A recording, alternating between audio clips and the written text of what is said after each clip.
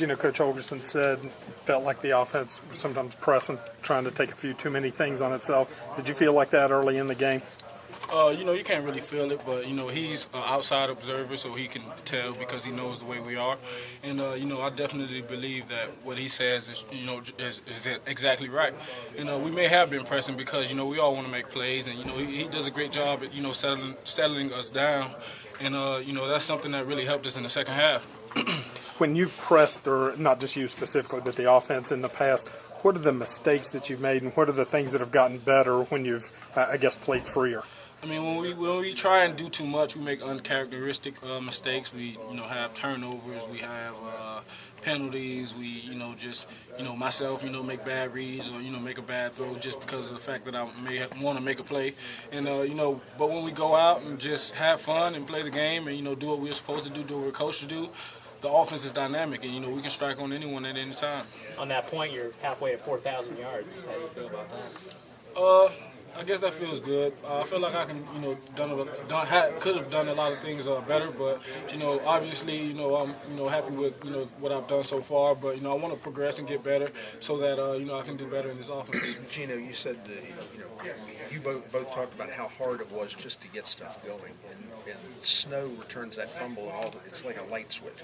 Is it take something just like that? That's simple sometimes. You know what? In college football, you know those things happen, and that's, you know, something that turned the game, and you can tell just the momentum shift that happened. You know, we got the ball after half, and I think we had a 3-and-out maybe, but we had a penalty that backed us up. We didn't get a first down, and they started driving, and, you know, it was kind of like, you know, everyone was like, here we go again, and you know, the guy fumbles or whatever, he makes the play and runs it down the field, and we just had like an extra boost of confidence and energy to go out there and just play our game.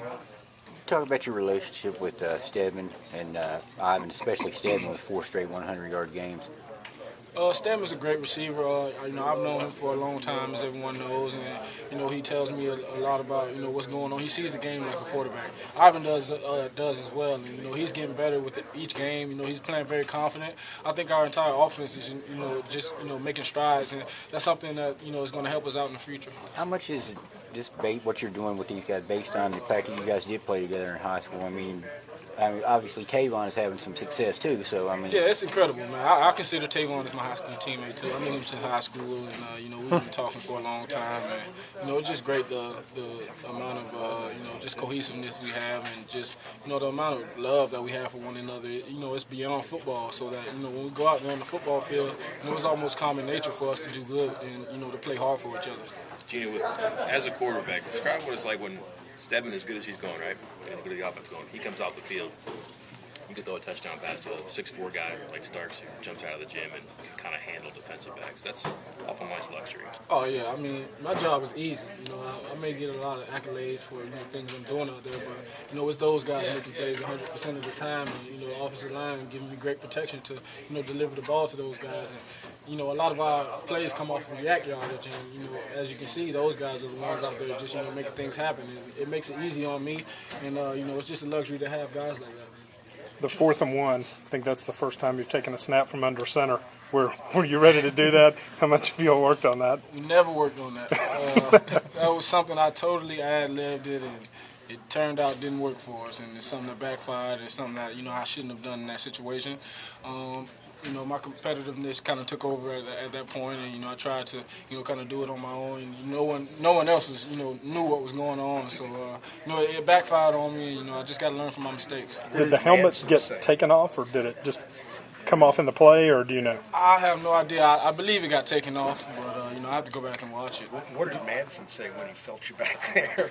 It was just like, you know, everyone was like, you know, what's going on? And then, you know, I took the snap, and, you know, tackle started pass setting, and then, you know, my guard just stood there, and then, you know, it's kind of like I tried to go like 1 against 11, and, you know, it didn't turn out good. Did you think you were down? Nah, I didn't think I was down. You know, I obviously tried to, you know, keep going, and, you know, whatever happened, you know, the refs do their job to, you know, keep us protected, and my helmet came off, and, you know, he made the call, and, you know, had I not, you know, done that in that situation, you know, it wouldn't have been talked about. You were probably more down last week when the guy had you by the jersey, weren't you? And he threw the ball. Yeah, I mean, you know, it differs, you know, from, you know, different referees, and, you know, the game, you know, I mean, you can't really do anything about it. You know, you just got to move on. Gino, when you guys are clicking